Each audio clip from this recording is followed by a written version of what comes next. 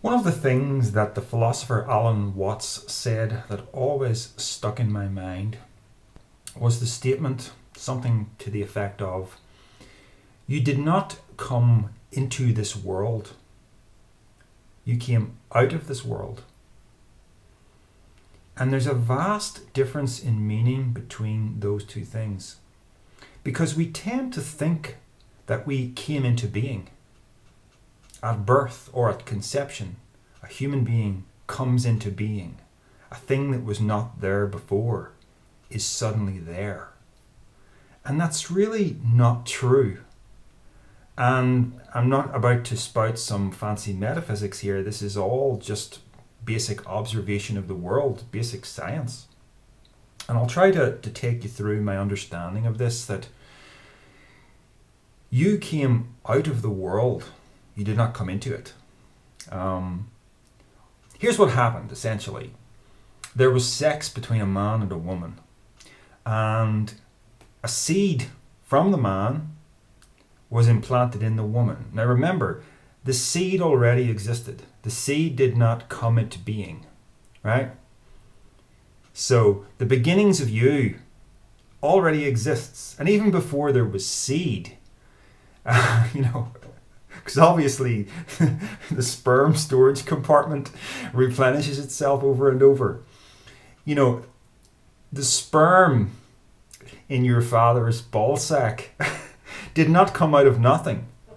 It came out of energy supplied to your father's body through food. Okay? And it was converted into all sorts of things that make the body work, including sperm. Right? So the sperm enters the woman. The sperm has a chemical reaction with the woman, and something starts to happen. A baby starts to grow, but it doesn't grow out of nothing. The chemical reaction takes place with matter that is already in existence, right? And for the baby to grow, the baby doesn't grow out of nothing. The mother suddenly finds that she's ravenous. She has to eat much more than she normally would. Why?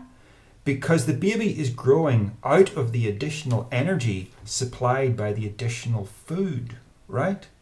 So the thing that you are came out of fruits and vegetables and even chocolate and all sorts of things that your mum was eating. You're made out of all this stuff because it all was converted into energy, which was then converted into you, into your flesh, as you were in the womb, right? You didn't come out of nothing. You came out of whatever was already in existence on the earth. Yeah? And then you were born. And, when you were in the womb, I'm going to talk about consciousness now, right? When you were in the womb, it wasn't that you were entirely unconscious, right? There is a rudimentary form of consciousness before birth. The example that I would give to prove that is, I remember this case where there was a pregnant woman went to a nightclub where the music was really booming, and she noticed that the baby inside her was kicking and was exhibiting signs of distress because all that sound was just coming into the body and bombarding the baby, and it didn't know what was going on, so it was reacting. So the woman got out of there. So there's some rudimentary form of consciousness already there before birth, but it doesn't have any sense of identity. It doesn't understand what it is. It's never opened what we know as eyes. It has never been able to see the boundaries of a body. It's just a very small rudimentary form of awareness. And then birth occurs. So it's more like an aperture. Think of it just as an aperture of awareness. It doesn't have a sense of itself as a person. It doesn't know what it is. I'm really just using some intelligent guesswork there, right? Because how else would it be in the womb? You would not know yourself as a person. How could you? Right? You've never experienced being in a body, right? You've never seen a body. But you're born. And you open your eyes for the first time and you feel different sensations on skin on the first time. You feel the sudden difference in temperature between the womb and the outside world. And it's like, boom, boom, you're just bombarded. Consciousness is bombarded with all this information, and it's all go from there, right? So then, at some point after birth, I'm not quite sure when, certainly not immediately, you start to learn that there seems to be a kind of boundary here of skin, and you're this meat machine that is somehow separate from the environment. And you learn that you have to feed this machine, protect this machine, and think of yourself as this machine, or you can't really function. But the boundary is kind of artificial, isn't it really? Because the meat machine doesn't function without the trees providing the oxygen. Yeah? So it's intimately connected to the trees, which are intimately connected to the rain and the sun. And the sun is intimately connected to the Milky Way, and on it goes. And what I'm getting at here is that the universe should be thought of as one big vast pattern of information that takes on all sorts of forms that appear to be separate, but they all have to work in tandem, they all have to work together. And some of those forms are planets, some of them are huge big balls of gas, some of them are supernovas, some of them are asteroid fields, some of them are black holes, some of them, as we get smaller and smaller, some of them are rocks and water and air and plants and creatures and a particular creature called a human being, and possibly all kinds of flora and fauna on other worlds. Because I live in hope that this isn't the only one, right? Seems unlikely that this is the only one. So none of this is separate, including this organism. The whole thing, a human being, as Alan Watts would say, isn't just an organism, it's an organism-environment, if you think of that as a hyphenated word. Everything is organism-environment together, right? So you're not separate from the energy that made you. So I think another way to help sort of reinforce this is to think of a life in fast forward, because you tend to think of yourself as an entity, right? But there really aren't any entities. Just one big pattern with lots and lots of little sub-patterns that aren't separate from the big pattern, right? So let's look at your life in fast forward, and we'll start with the sperm, right? We've already talked about that part. It goes through, a human being starts to form. And think of it like one of those, one of those photographs where somebody sets up a camera and they take one or maybe 2 or 3 photographs per day of a flower, beginning with just the seed, and you see the little stem growing and growing and growing, and it's all moving and the flower blooms. And then eventually it just, if you leave the camera on long enough, it just decays, right? So it's all in fast forward. Up it comes, down it goes.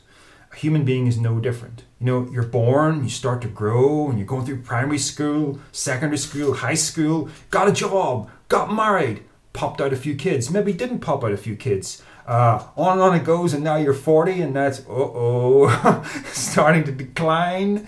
You're still alive, but the body isn't quite able to repair itself as efficiently as it used to. This is the stage I'm at. And down and down and down it goes. And then you're in the ground. Now let's keep going, because the body's still there. It's in the ground, and it just starts to rot and rot and rot. Actually, let's go slightly differently with this. Let's say you were a bit more intelligent than somebody who just wants to get put in a coffin and sealed away from the soil, which is so irrational, because you give nothing back to the world that made you, right? Or cremation, which is just as irrational, because you give nothing back. But at least with cremation, you're not taking up real estate after death, huh? So I'm thinking of a capsula mundi here.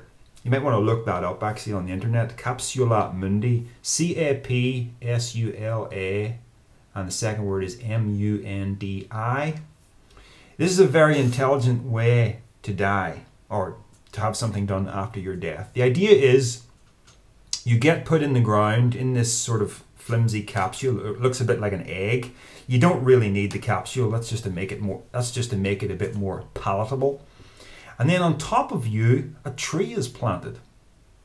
So what happens is, as your body starts to decay into the soil, it provides nutrients for the soil. And the tree that grows feeds off of the energy that was you and becomes a really vibrant, healthy tree as a result of it. So the thing that was you becomes the tree. And that's not fanciful, because everything's just energy. The energy that was your body is converted into the energy that becomes the life of that tree. That is amazing and that is beautiful. This is how life works. It is all a process of energy conversion. The energy that is you was once something else. Not as a discrete entity, but it all existed elsewhere in the universe, elsewhere on Earth. And it becomes you. And then you become something else. I love this perspective. And I don't have to have faith in it. I don't have to believe in it. This is my belief. Out of a whole range of beliefs I could have picked. This is true because it's verifiably obvious. You know? So the one thing that I would add to this is that, again, thinking of this life in fast forward, creatures are curious in that,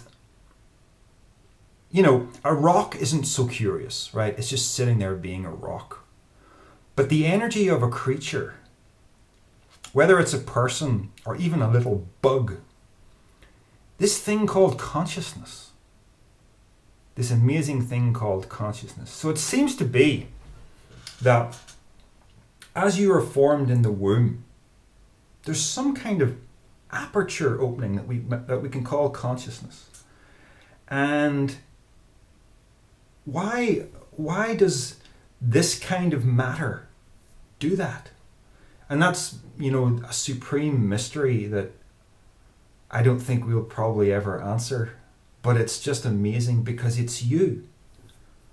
That matter finds this particular configuration. And think of the evolutionary process. There was at one point on this planet, it was lifeless. Eventually, life found a way to happen. It was very simple at first, but then through a process of trial and error, life became more complex. And it was almost like in the beginning of evolution, there was a very simple aperture, a very simple window, feeling around. And then through a process of trial and error, it gradually made itself more complicated because certain things worked and certain things didn't. But always some form of rudimentary consciousness right from the beginning was in the driving seat. See, I don't think it makes sense to say that the brain, this big complex thing called the brain, is the generator of consciousness. There was a time when organisms were so simple that they didn't have brains. And of course, there are still organisms that are too simple to have brains. Yet they are conscious. So consciousness is a kind of aperture that is able to use organic carbon-based matter as a kind of vehicle for itself to experience an external world. And then as it struggles to make something of itself, it becomes more complex over time through trial and error. And eventually, when you get enough millions of years, you get something like this. We don't know why it does that. It seems to be that this is what the universe does. The universe is striving to become this, right? Not like there was a godlike anthropomorphic entity that decided to make human beings in his own image. That's daft. For the longest part of the universe's existence, human beings were absent. We were not here. We're just here at, a tiny part of the universe's life. Makes no sense to invent a human-like God. Yet that's what we do in our hubris, right? So I want you to feel a sense of wonder about a human being. Because in science, it's pretty typical. You hear the observation, the universe is so vast and we're so small and insignificant by comparison. That is not true.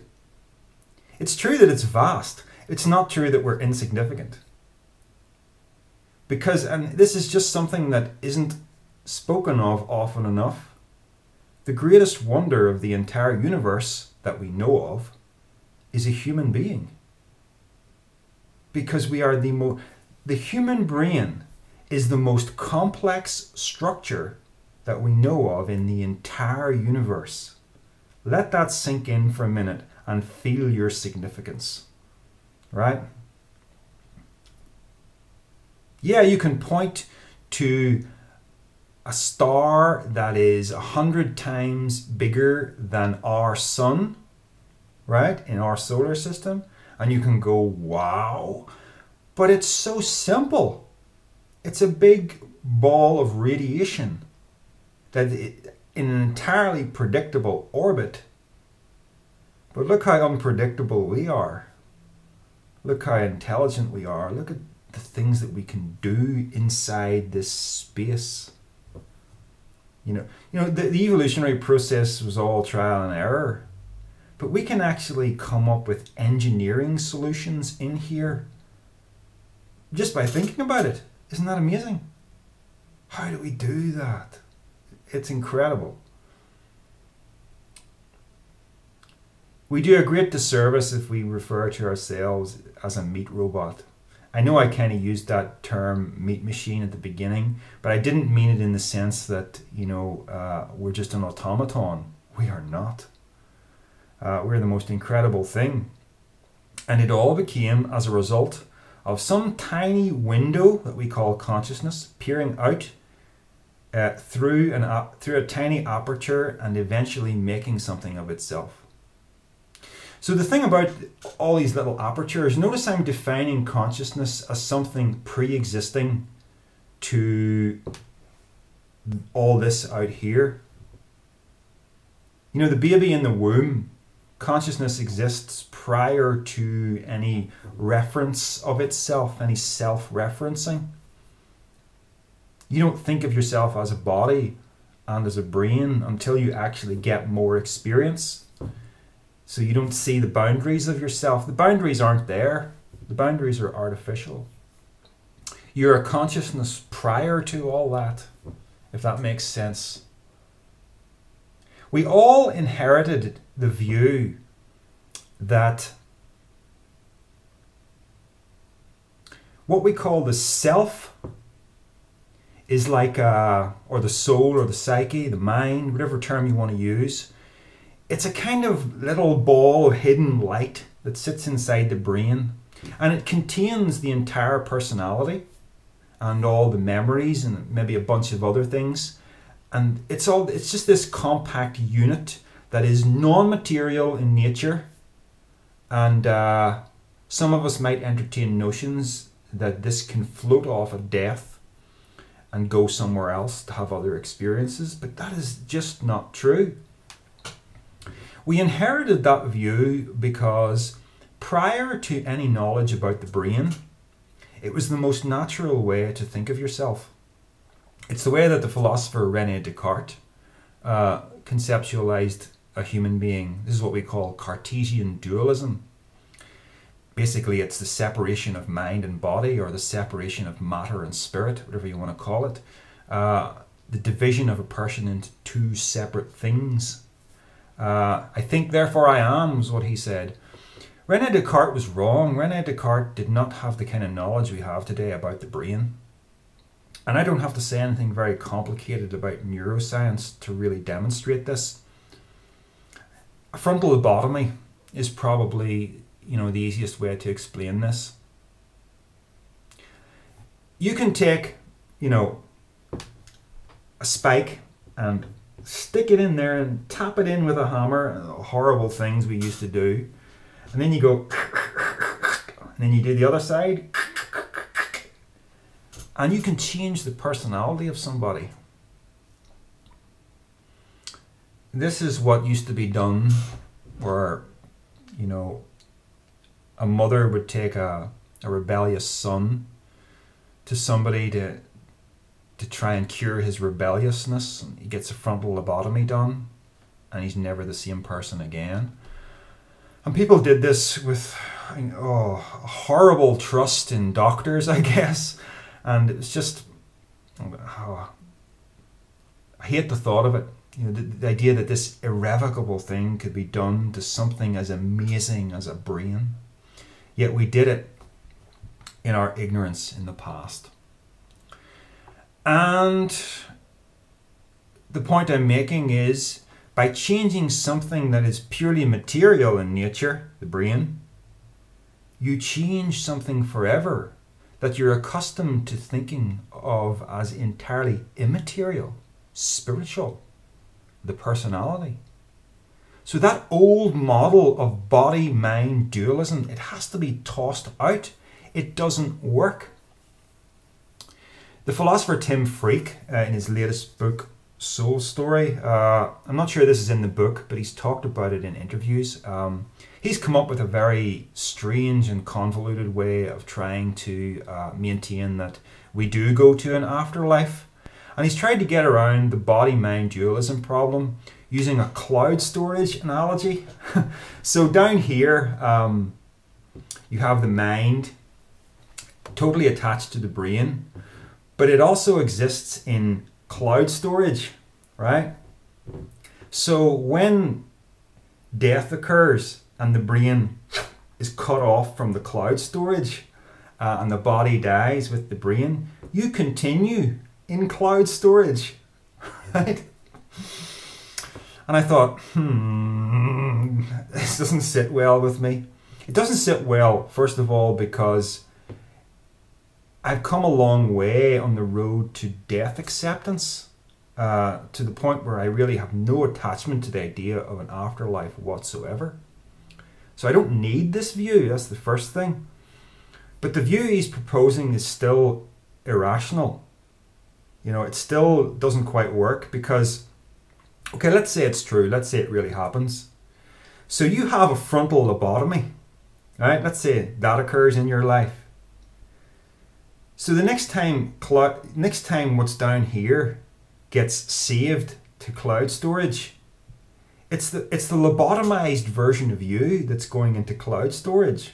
So when you die, you continue as a soul with a lobotomy in an afterlife, right? You see how none of this makes sense?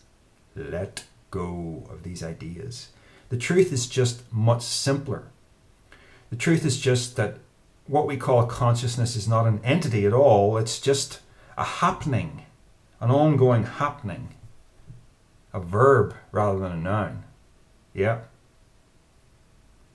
I've talked about language before. Language is problematic, particularly nouns, because nouns make us think in terms of entities in a universe where there are no entities. You think of yourself as an entity, but just refer to that, you know, life in fast forward thing that I was talking about. Basically, it's just, there's energy in the abstract, okay? And then it's, there's a person and it's tiny and it goes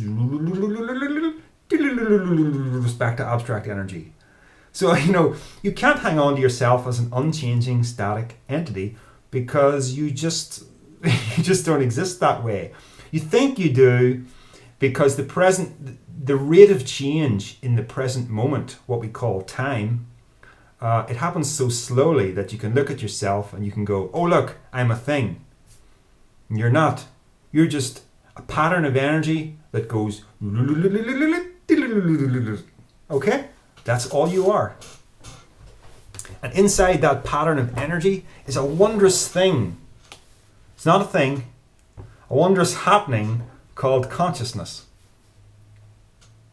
And don't get attached to this seeming entity as your fundamental identity. it isn't. Your fundamental identity as consciousness is prior to form. Okay? So there's all these little apertures opening in all these bodies of all these creatures. But these apertures are prior to the identity of self as a creature. Yeah? So in a sense, you could say that the apertures all have the same source. And it's a very hidden source. Because we know that the universe is ultimately a unified field, that source has to be one. Right? And to give you a real simple analogy on this, if I hold up a big bucket of water here, right, and I poke two apertures into the bottom with a knife, it's full of water, right? Poke two holes in, two streams of water start to fall down. So I've created two things through two holes, and there are now two things falling, but it's all the same source, right? It's all just water flowing through two apertures.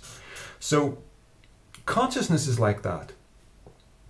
Consciousness is just something coming through apertures all over the place. Your fundamental identity is the source of all that. And the trick is really learning to hold life lightly. Understanding that it doesn't last for the people that you love or for yourself. And actually appreciating that. You know, there will be grief, there will be pain, but it's all a part of the flow. There will be joy as well. It's all a huge and wonderful game that the universe plays, and we don't know why it plays it. But I, for one, am very glad that it does. Take care, folks.